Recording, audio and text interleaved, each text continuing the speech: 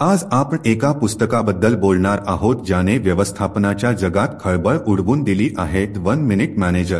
Kenneth बिचार्ड आणि Spencer Johnson यांचे हे पुस्तक एक व्यवस्थापन बायबल आहे जे तुम्हाला फक्त एका मिनिटात उत्तम व्यवस्थापक होण्यासाठी टिपा देते.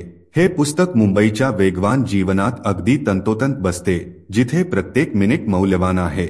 तुम्ही स्टार्टअपचे संस्थापक असाल किंवा कॉर्पोरेट जगतातील दिग्गज असाल, या पुस्तकातील साध्या पण शक्तिशाली कल्पना तुमच्या नेतृत्व कौशल्याला नवीन उंचीवर नेतील.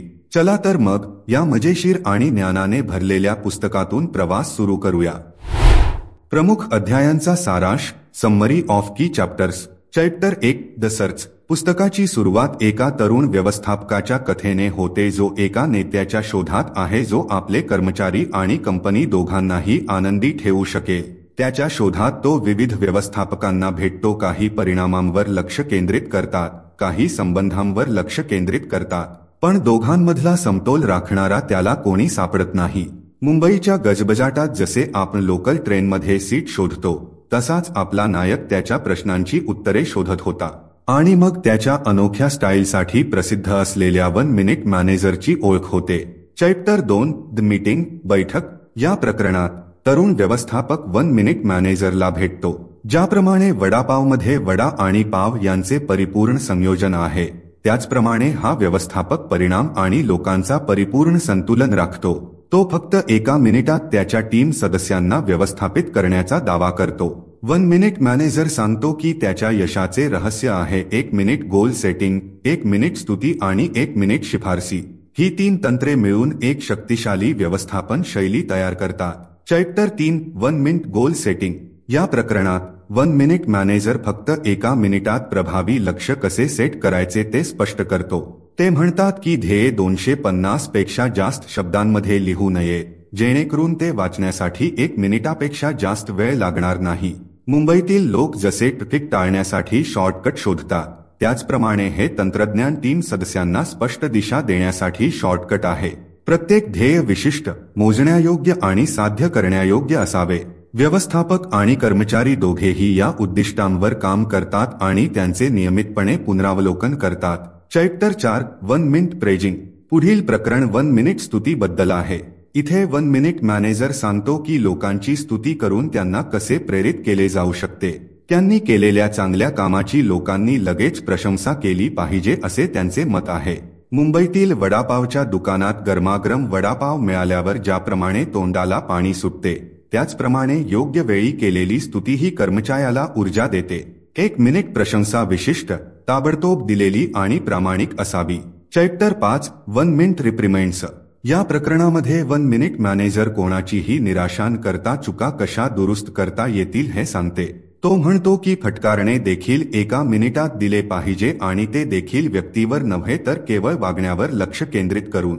ज्याप्रमाणे मुंबईच्या लोकल ट्रेनमध्ये उशीर झाल्याबद्दल टीसी एखाद्याला खडसावतो, पण पुढच्या वेळी वेळेवर येण्याबद्दल काहीच बोलत नाही, त्याचप्रमाणे 1 मिनिट रिप्रिमंडमध्ये आधी चूक निदर्शनास आणून दिली जाते आणि नंतर ती व्यक्ती तो मौल्यवान आहे याची खात्री दिली.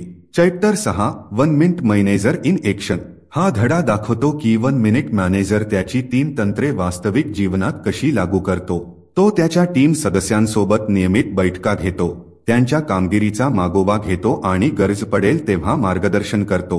जसे मुंबईचे आजोबा एकाच वेळी अनेक कामे सांभाळतात, दुकान चालवणे, मुलांना शाळेत पाठवणे आणि कुटुंबाची काळजी घेणे, त्याचप्रमाणे 1 मिनिट मॅनेजर देखील त्यांच्या टीममधील प्रत्येक सदस्यावर लक्ष केंद्रित करतो आणि त्यांची वाढ सुनिश्चित करतो.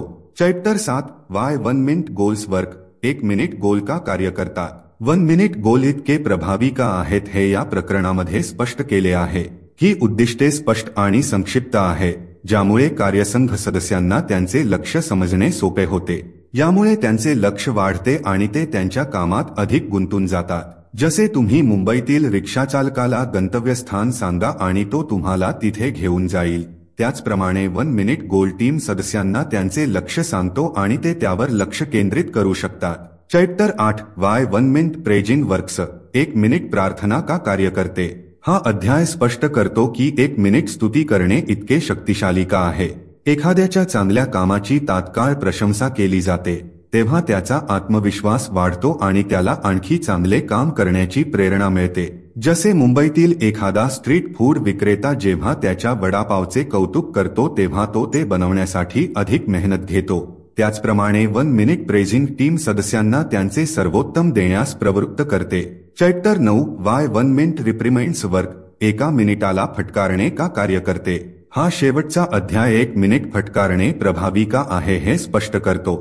हे फटकार केंद्रित आणि न्याय्य आहे, जे कर्मचाऱ्याला निराश न होता तिची चूक समजण्यास मदत करतात। ज्याप्रमाणे मुंबई वाहतूक पोलीस चालान देताना चूक लक्षात आणून देतात पण त्या व्यक्तीचा अपमान करू नका, त्याचप्रमाणे 1 मिनिट रिप्रिमंड्स ही चूक लक्षात आणून देतात पण व्यक्तीच्या स्वाभिमानाला धक्का पोहोचवू नका।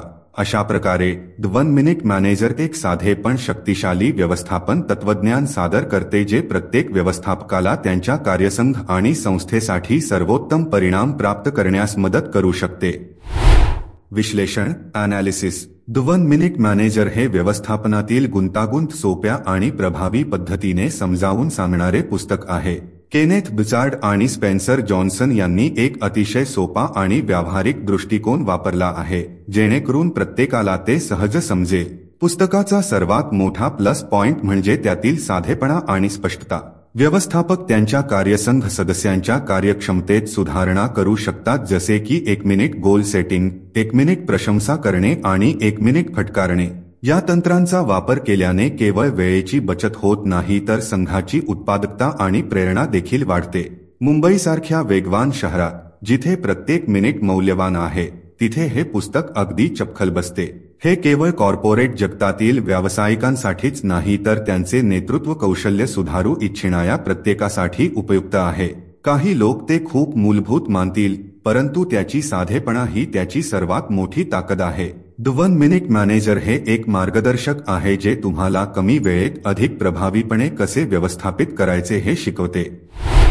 निष्कर्ष कन्क्लूजन 1 मिनिट मॅनेजर हे पुस्तक तुम्हाला कमी कालावधीत मोठे बदल कसे करायचे हे शिकवतात। हे पुस्तक मुंबई इतकेच गतिमान आहे, लहान, धारदार आणि परिणामकारक। तुम्हाला एक चांगला नेता बनायचा असेल, तुमच्या टीमला प्रोत्साहन द्यायचे असेल किंवा तुमचे व्यवस्थापन कौशल्य अपग्रेड करायचे असेल तर हे पुस्तक तुमच्यासाठी योग्य आहे। लक्षात ठेवा, मोठे बदल लहान पावलांनी सुरू होतात आणि हे पुस्तक तुम्हाला ते पहिले पाऊल उचलण्यास मदत करेल। तर मित्रांनो, तुम्हाला आजची बुक रिव्ह्यू कशी वाटली ते आम्हाला कमेंट करून सांगा आणि जर तुम्हाला कोणती बुक रिव्ह्यू ऐकायची असेल तर आम्हाला जरूर कळवा। रिव्ह्यू शेवटपर्यंत ऐकल्याबद्दल धन्यवाद। आपण dybooks.in वर अशा अनेक पुस्तकांची बुक रिव्ह्यू देखील वाचू शकता। भेटूया पुढील बुक रिव्ह्यू मध्ये।